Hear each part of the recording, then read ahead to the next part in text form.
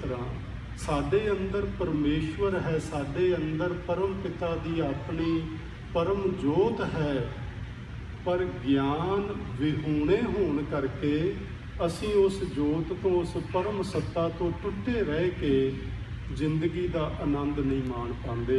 असी दुखों ते सुखों विच भटकदे ही रह जाने। सारी जिंदगी असी कित्थे गुजारदे हाँ? केवल ते केवल दुखों की निवृत्ति लई ते सुखों की प्राप्ति लई। यही साडे दो यतन ने, तीजा कोई यतन नहीं है साडा अध्यात्मवादियों नूं छड्ड के, आत्म ज्ञान वालियां नूं छड्ड के। साडा सब दुनियावी लोकां दा सिर्फ ते सिर्फ इहो ही प्रयोजन है कि सानूं साडे परिवार नूं कदी कोई दुख ना व्यापे, सारे सुख ते सहूलतां सानूं प्राप्त हो जान। बस इत्थे ही असी सारी जिंदगी गुजार के चले जाने हाँ, सानूं आत्म ज्ञान नहीं प्राप्त हुंदा। सो इत्थों आत्म ज्ञान की आरंभता हुंदी है। भगत कबीर साहब जी ने जिहड़ा बचन श्री गुरु ग्रंथ साहब जी के अंक नंबर 331 ते मौजूद है, इस विच उन्होंने साडी अज्ञानता की गल भी कीती है ते सानू ज्ञान होने की गल भी उन्होंने समझाई है। जे अज्ञानता होवे ते की साडे नाल साडी जिंदगी च वापरदा है, ते जे ज्ञान होवे ते असी किवें उन्हां दुखां तो, तकलीफां तो, वहिमां भरमां तो बच के अपने आप नूं प्रभु परम सत्ता नाल जोड़ के उस दे बच्चे बन के जिंदगी नूं सफल बना जाने आ।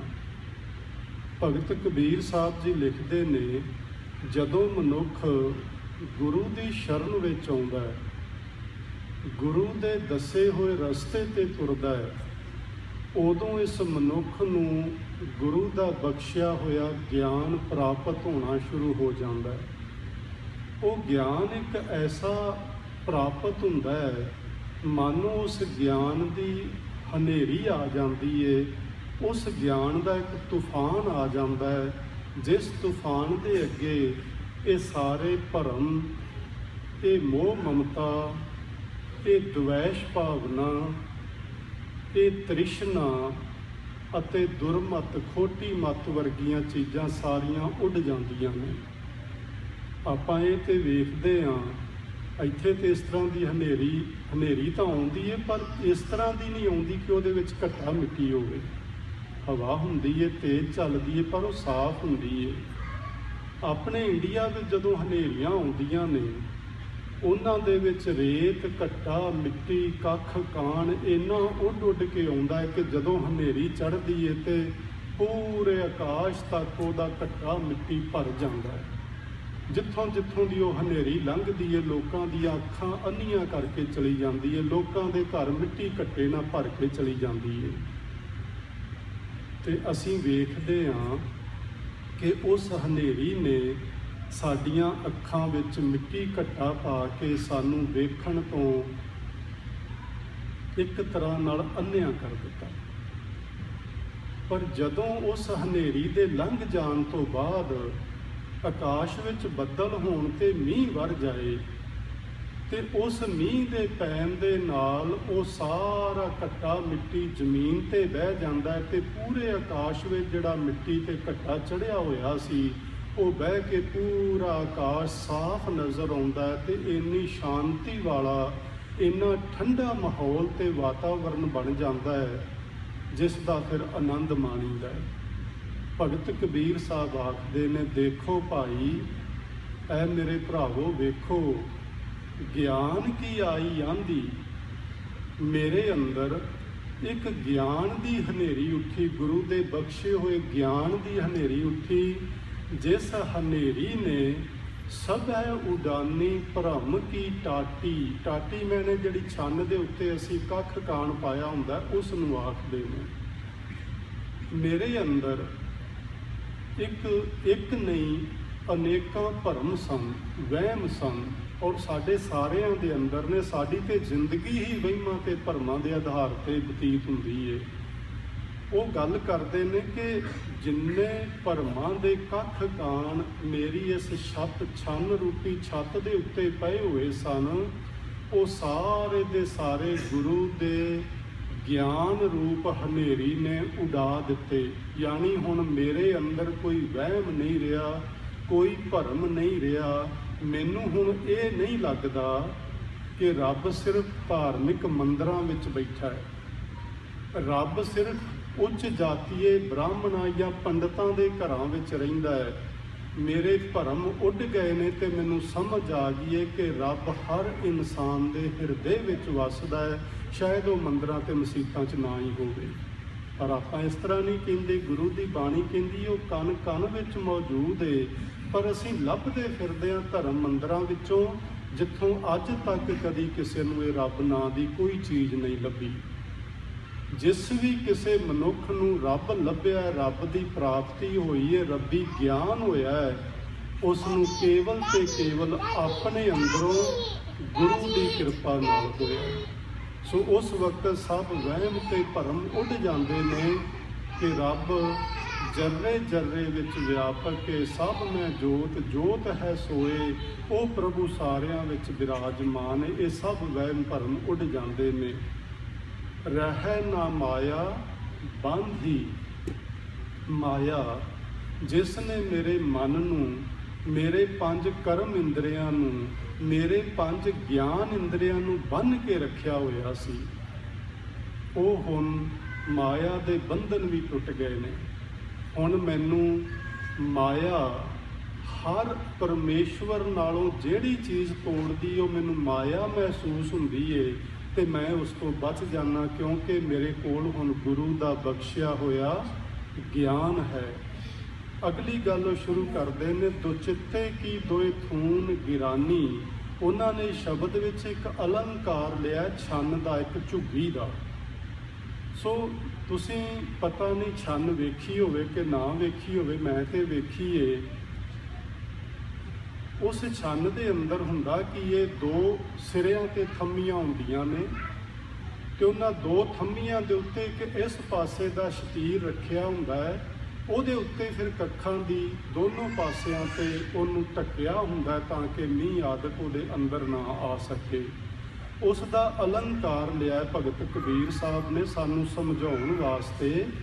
ਦੁਚਿੱਤੇ ਕੀ ਦੋਏ ਥੂਨ ਗਿਰਾਨੀ, ਜਿਹੜਾ ਮੇਰੇ ਅੰਦਰ ਦੁਚਿੱਤਾਪਨ ਸੀ, ਦਵੈਸ਼ ਭਾਵਨਾ ਸੀ, ਪਤਾ ਨਹੀਂ ਰੱਬ ਹੈ ਕਿ ਨਹੀਂ ਹੈ, ਪਤਾ ਨਹੀਂ ਮੈਂ ਰੱਬ ਨੂੰ ਮਿਲ ਸਕਦਾ ਕਿ ਨਹੀਂ, ਪਤਾ ਨਹੀਂ ਰੱਬ ਕੇਵਲ ਉੱਚ ਜਾਤੀ ਲੋਕਾਂ ਵਾਸਤੇ ਹੀ ਰਾਖਵਾਂ ਹੋਵੇ, ਸਾਨੂੰ ਸ਼ੂਦਰਾਂ ਨੂੰ ਨਾ ਹੀ ਮਿਲਣਾ ਚਾਹੁੰਦਾ ਹੋਵੇ।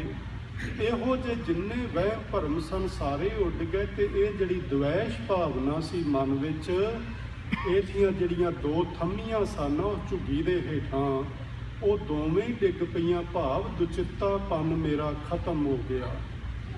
ਮੋਹ ਬਲੇਂਡਾ ਟੂਟਾ। ਬਲੇਂਡਾ ਦਾ ਅਰਥ ਪ੍ਰੋਫੈਸਰ ਸਾਹਿਬ ਨੇ ਕੀਤਾ ਹੈ ਵਲਾ, ਇੱਕ ਗੋਲ ਜਿਹੀ ਕਿਸਮ ਦਾ, ਜਿਵੇਂ ਖਜੂਰ ਹੁੰਦੀ ਹੈ, ਪਤਾ ਨਹੀਂ ਤੁਸੀਂ ਵੇਖੀਏ ਕਿ ਨਹੀਂ, ਉਹ ਖਜੂਰ ਦਾ ਲੰਮਾ ਜਿਹਾ ਵਲਾ ਲਾ ਕੇ ਲੋਕ ਉੱਤੇ ਇਸ ਤਰ੍ਹਾਂ 2 ਥੰਮੀਆਂ ਤੇ ਪਾ ਦਿੰਦੇ ਸੀ, ਉਸ ਨੂੰ ਵਲਾ ਆਖਦੇ ਸਨ।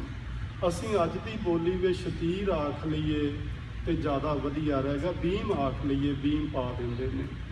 ਸੋ ਉਹ ਜਿਹੜਾ ਮੋਹ ਰੂਪ ਸੀਨਾ ਉੱਤੇ ਪਾਇਆ ਹੋਇਆ ਵਲਾ ਸ਼ਤੀਰੀ, ਉਹ ਮੋਹ ਦਾ ਬਲੇਂਡਾ ਵੀ ਟੁੱਟ ਗਿਆ। ਕਿਵੇਂ ਟੁੱਟਾ? ਗਿਆਨ ਦੀ ਹਨੇਰੀ ਆਈ। ਜਿਵੇਂ ਗਿਆਨ ਦੀ ਹਨੇਰੀ ਝੁੱਗੀਆਂ ਝੌਂਪੜੀਆਂ ਉਡਾ ਕੇ ਲੈ ਜਾਂਦੀ ਏ, ਜਿਹੜੀ ਦੁਨਿਆਵੀ ਤੌਰ ਤੇ ਹਵਾ ਦੀ ਤੇਜ਼ ਹਨੇਰੀ ਚੱਲਦੀ ਏ, ਇਸ ਤਰ੍ਹਾਂ ਜਿਹੜੀ ਗਿਆਨ ਦੀ ਹਨੇਰੀ ਮਨੁੱਖ ਦੇ ਅੰਦਰ ਆਉਂਦੀ ਏ, ਉਹ ਵਹਿਮਾਂ ਭਰਮਾਂ, ਮਾਇਆ ਦੇ ਬੰਧਨਾਂ ਤੇ ਦਵੈਸ਼ ਭਾਵਨਾ ਅਤੇ ਮੋਹ ਰੂਪੀ ਛੰਨ ਨੂੰ ਤੋੜ ਕੇ ਉਡਾ ਕੇ ਲੈ ਜਾਂਦੀ ਏ। ਫਿਰ ਅੱਗੇ ਦੱਸਦੇ ਨੇ, ਤਿਸਨਾ ਸ਼ਾਨ ਭਰੀ ਧਾਰੇ ਉੱਪਰ। ਇਹ ਤਿਸਨਾ ਦਾ ਅਰਥ ਹੈ ਤ੍ਰਿਸ਼ਨਾ। ਇਸ ਨੂੰ ਤਿਸ਼ਨਾ ਪੜ੍ਹ ਲਈਏ ਤਾਂ ਵੀ ਠੀਕ ਰਹੇਗਾ। ਤਿਸ਼ਨਾ ਛਾਨ ਭਰੀ ਧਾਰੇ ਉੱਪਰ, ਦੁਰਮਤ ਭਾਂਡਾ ਫੂਟਾ। ਤ੍ਰਿਸ਼ਨਾ ਰੂਪੀ ਛੰਨ ਜਿਹੜੀ ਸੀ, ਜਿਵੇਂ ਹੀ ਉਹਦੇ ਥੱਲਿਓਂ 2 ਥੰਮੀਆਂ ਨਿਕਲ ਗਈਆਂ ਤੇ ਉਹ ਜਿਹੜਾ ਮੋਹ ਦਾ ਸ਼ਤੀਰ ਸੀ ਉਹ ਡਿੱਗ ਪਿਆ। ਭਰਮਾਂ ਦੇ ਉੱਤੋਂ ਕੱਖ ਉੱਡ ਗਏ, ਜਿਹੜੇ ਉਹਨੂੰ ਬੰਨ੍ਹਿਆ ਹੋਇਆ ਸੀ ਮਾਇਆ ਦੇ ਬੰਧਨਾਂ ਨੇ, ਉਹ ਬੰਧਨ ਟੁੱਟ ਗਏ ਤੇ ਜਿਹੜੀ ਇਹ ਤ੍ਰਿਸ਼ਨਾ ਰੂਪੀ ਛੰਨ ਸੀ ਇਹ ਥੱਲੇ ਜ਼ਮੀਨ ਤੇ ਡਿੱਗ ਪਈ। ਜਿਵੇਂ ਇਹ ਜ਼ਮੀਨ ਤੇ ਡਿੱਗੀ ਤੇ ਉਸ ਛੰਨ ਦੇ ਅੰਦਰ ਕਬੀਰ ਜੀ ਦਾ ਕੋਈ ਭਾਂਡਾ ਸੀ, ਮਿੱਟੀ ਦਾ ਘੜਾ ਆਦਿਕ ਜਿਹੜਾ ਪਾਣੀ ਨਾਲ ਭਰਿਆ ਹੋਇਆ ਸੀ, ਉਹ ਵੀ ਟੁੱਟ ਗਿਆ। ਇਹ ਇੱਕ ਅਲੰਕਾਰ ਹੈ, ਇਹ ਸੱਚਾਈ ਨਹੀਂ ਹੈ, ਇਹ ਇੱਕ ਅਲੰਕਾਰ ਹੈ। ਉਹ ਹੁਣ ਦੱਸਦੇ ਨੇ ਕਿ ਜਿਵੇਂ ਹੀ ਉੱਤੋਂ ਸ਼ਤੀਰ ਡਿੱਗਾ ਤੇ ਥੱਲੇ ਇੱਕ ਪਾਣੀ ਦਾ ਭਰਿਆ ਹੋਇਆ ਭਾਂਡਾ ਪਿਆ ਸੀ, ਉਹ ਵੀ ਟੁੱਟ ਗਿਆ ਤੇ ਸਾਰਾ ਪਾਣੀ ਵੀ ਡੁੱਲ ਗਿਆ। ਇਹ ਕੀ ਹੋਇਆ? ਦੁਰਮਤ ਭਾਂਡਾ ਫੂਟਾ। ਜਦੋਂ ਗੁਰੂ ਦੇ ਗਿਆਨ ਰੂਪ ਹਨੇਰੀ ਆਈ, ਉਸ ਨੇ ਸਾਰੇ ਭਰਮਾਂ ਵਹਿਮਾਂ ਦੇ ਉਹ ਜਿਹੜੇ ਉੱਤੇ ਕੱਖ ਪਾਏ ਸੀ ਉਹ ਉਡਾ ਦਿੱਤੇ।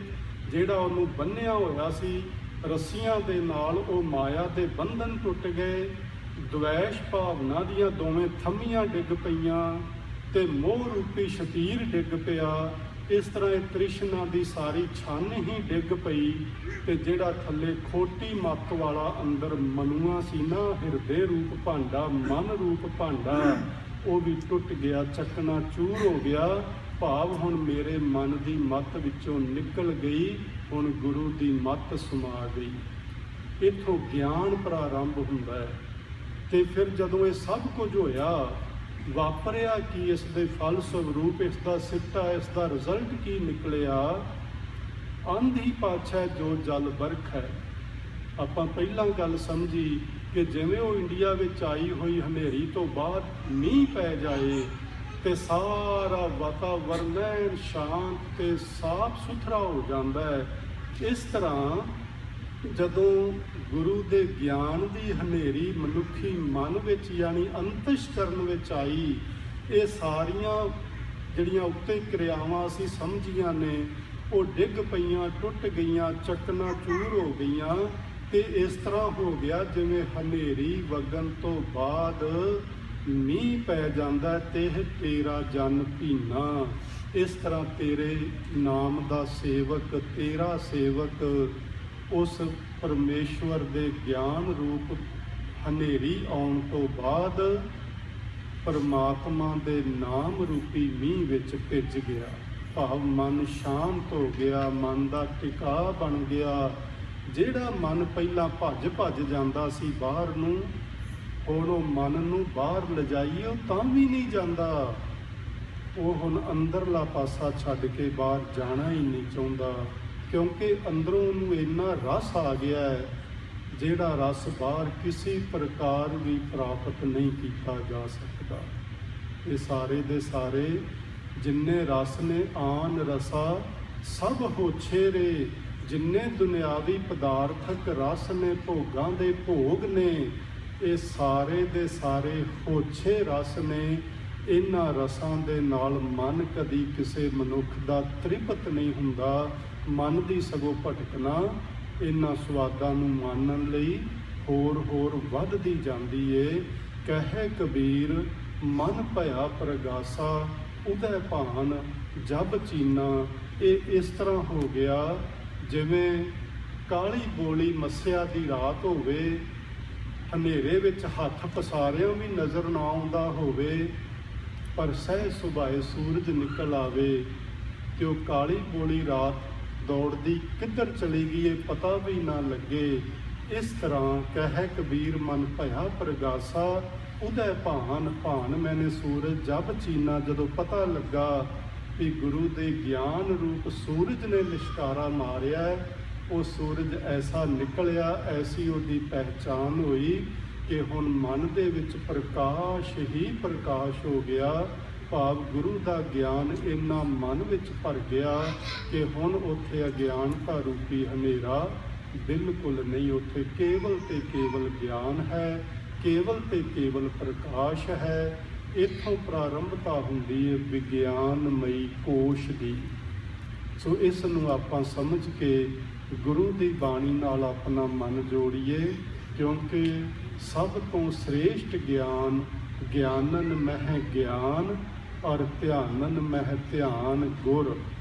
ਗੁਰੂ ਦਾ ਗਿਆਨ ਤੇ ਗੁਰੂ ਦਾ ਧਿਆਨ ਸਰਬ ਸ੍ਰੇਸ਼ਟ ਹੈ। ਇਸ ਲਈ ਗੁਰੂ ਦੀ ਬਾਣੀ ਨਾਲ ਜੁੜੀਏ, ਇਸ ਨੂੰ ਧਿਆਨ ਨਾਲ ਪੜ੍ਹੀਏ। ਇਹ ਗੁਰੂ ਦੀ ਬਾਣੀ ਨਾਲ ਧਿਆਨ ਲਗਾਉਣਾ ਹੈ ਕਿ ਗੁਰੂ ਦੀ ਬਾਣੀ ਨਾਲ ਪਿਆਰ ਦੇ ਨਾਲ ਆਪਣਾ ਰਿਸ਼ਤਾ, ਆਪਣਾ